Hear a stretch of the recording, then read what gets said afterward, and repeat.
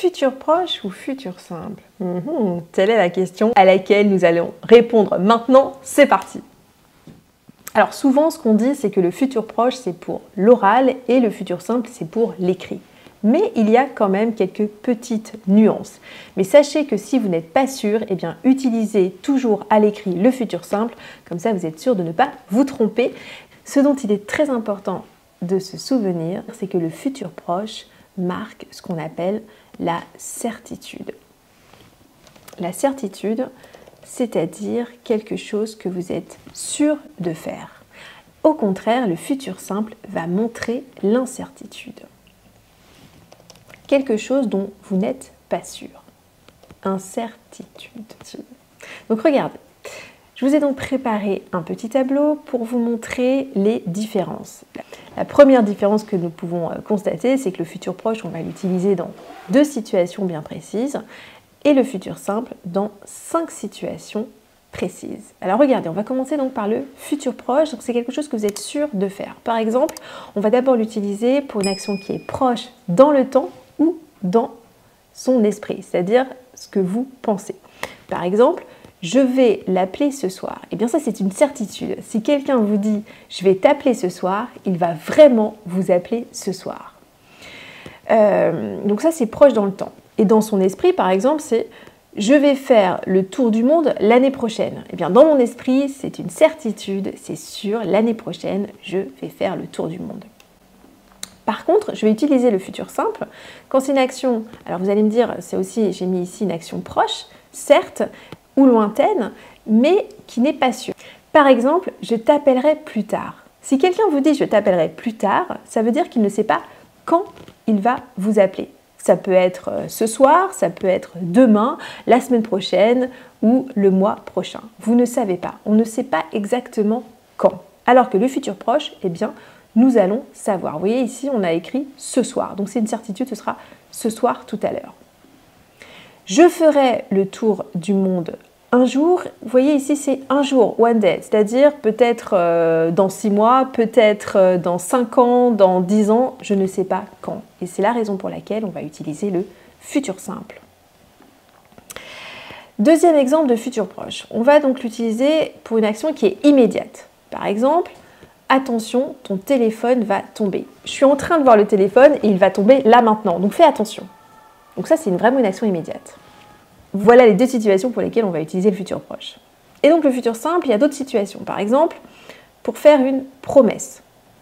Je ne fumerai plus dans la maison, c'est promis.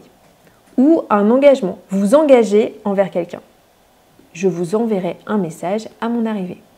Ici, eh bien, je m'engage à envoyer un message. Je m'engage à vous envoyer un message. On va aussi utiliser le futur simple dans les hypothèses. Pourquoi? Parce qu'on est encore dans l'incertitude. S'il fait chaud, eh bien, nous irons à la plage.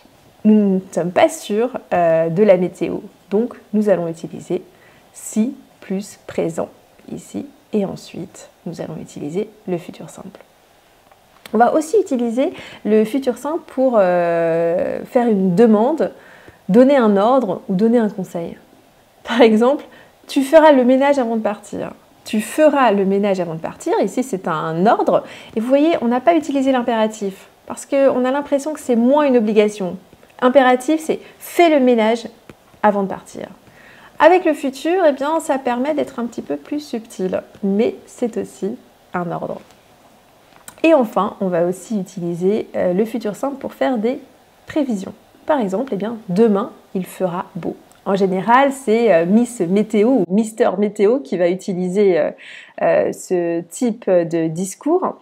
Par contre, si vous êtes en train de regarder la météo et vous dites « Ouh là là, regarde, le ciel est gris, il va pleuvoir », eh bien, dans cette situation, vous allez utiliser le futur proche. Par exemple, on va mettre ça. Ici, on avait mis « Il fera beau », eh bien, au futur proche, ça va nous donner le ciel est gris, par exemple. Il va pleuvoir. On va mettre au futur proche. Il va pleuvoir. On peut aussi utiliser le futur proche et le futur simple en même temps dans une situation. C'est la situation de ce qu'on appelle un programme. C'est-à-dire que vous allez faire un programme, vous allez dire le programme, vous allez donner le programme à quelqu'un. Je vous ai donné un exemple.